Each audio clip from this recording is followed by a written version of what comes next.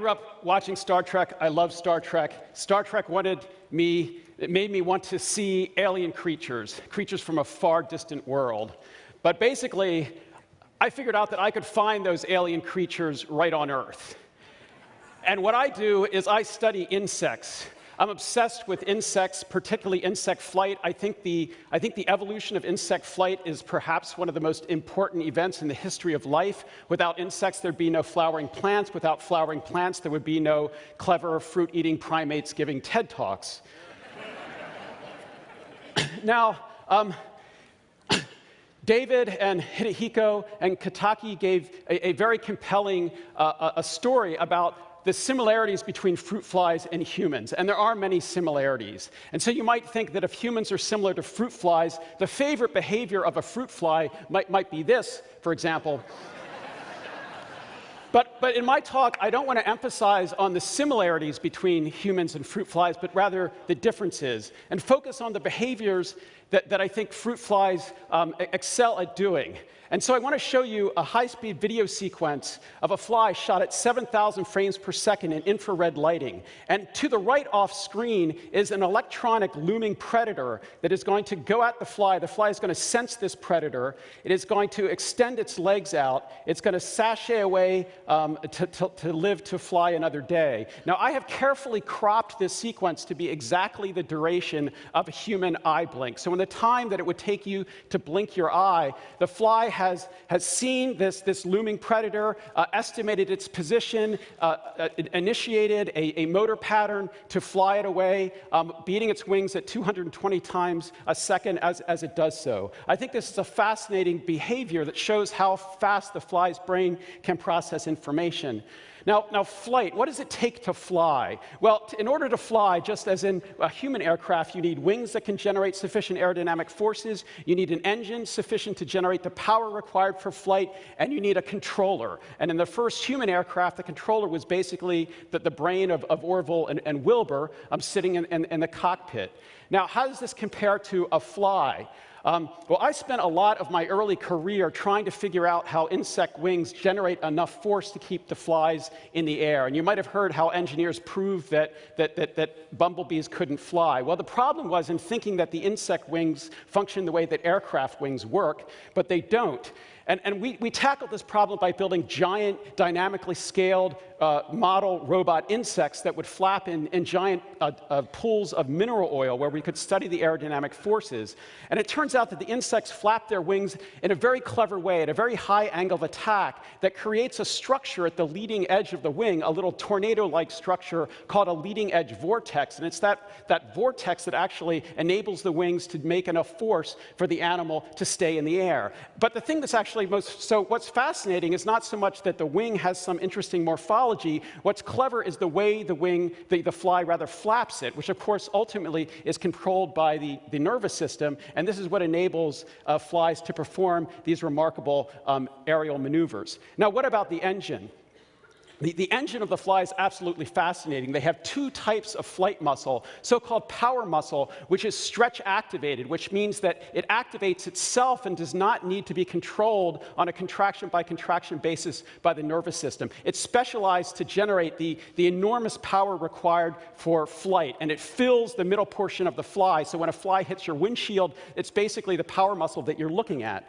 But attached to the base of the wing is a set of little tiny control muscles that are not very powerful at all, but they're very fast, and they're able to reconfigure the hinge of the wing on a stroke-by-stroke basis. And this is what enables the fly to change its wing and generate the changes in aerodynamic forces, which change its flight trajectory. And of course, the role of the nervous system is to control all this. So let's look at the controller. Now, flies excel in the sorts of sensors that they carry to this problem. They have antennae that sense odors and detect wind detection. They have a sophisticated eye, which is the fastest visual system on the planet. They have another set of eyes on the top of their head. We have no idea what they do.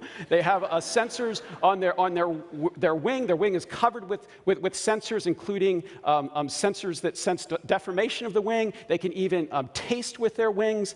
One of the most sophisticated sensors a fly has is a structure called the halteres. The halteres are actually gyroscopes. These devices beat back and forth about 200 hertz ports during flight, and the animal can use them to sense its body rotation and initiate very, very fast corrective maneuvers. But all of this sensory information has to be processed by a brain. And yes, indeed, flies have a brain of about 100,000 neurons. Now, several people at this conference have already suggested that fruit flies could serve neuroscience because they're a simple model of brain function. And the basic punchline of my talk is I'd like to turn that over on its head. I don't think they're a simple model of anything. And I think that flies are a great model. They're a great model for flies. And let's explore this notion of simplicity. So I think, unfortunately, a lot of neuroscientists, we're all somewhat narcissistic. When we think of brain, we, of course, imagine our own brain.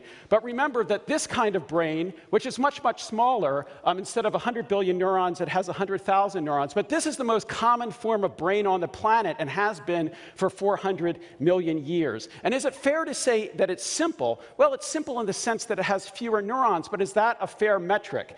And I would propose it's not a fair metric. So let's sort of think about this. I think we have to compare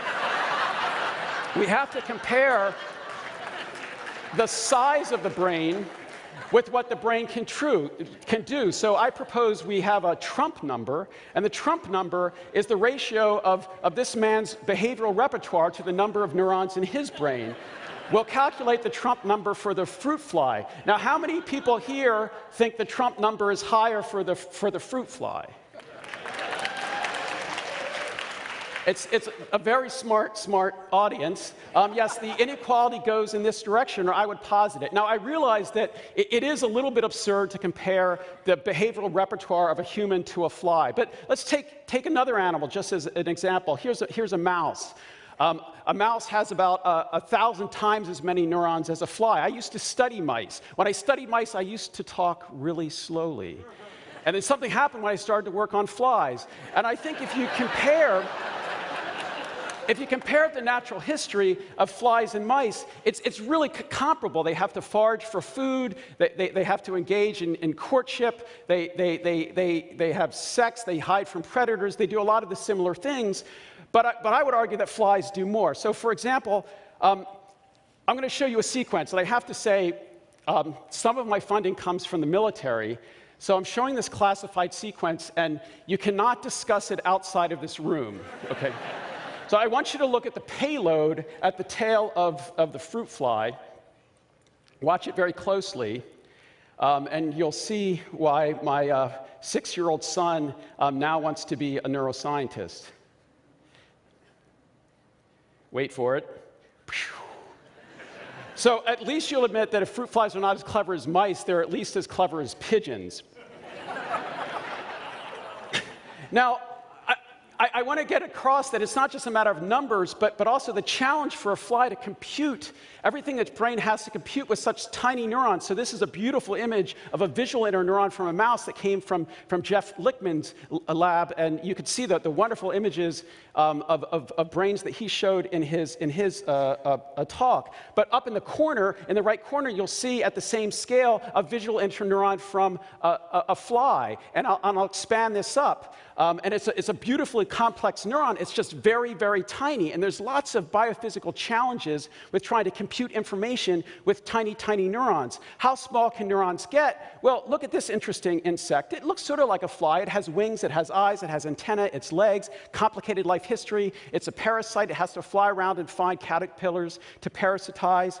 But not only is its brain the size of a salt grain, which is comparable for a fruit fly, it is the size of a salt grain. So here's some other organisms at the similar scale. This animal is the size of a paramecium and an amoeba. And it has a brain of 7,000 neurons that's so small. You know these things called cell bodies you've been hearing about, where the nucleus of the neuron is? This animal gets rid of them because they take up too much space. So this is a session on frontiers in neuroscience. I would posit that one frontier in neuroscience is to figure out how the brain of that thing works. But let's think about this. How can you make a small number of neurons do a lot? And I think if from an engineering perspective, you think of multiplexing. You can take a hardware and have that hardware do different things at different times, or have different parts of the hardware doing different things. And these are the two concepts I'd like to explore. And they're not concepts that I've come up with, but concepts that have been proposed by others in the past. And one idea comes from lessons from chewing crabs. And I don't mean chewing the crabs. And I grew up in Baltimore, and I chew crabs very, very well. But I'm talking about the crabs actually doing the chewing. Crab chewing is actually really fascinating. Crabs have this complicated structure under their carapace called the gastric mill that grinds their food in a variety of different ways. And here's an endoscopic movie of this structure. The amazing thing about this is that it's controlled by a really tiny set of neurons, about 24 neurons.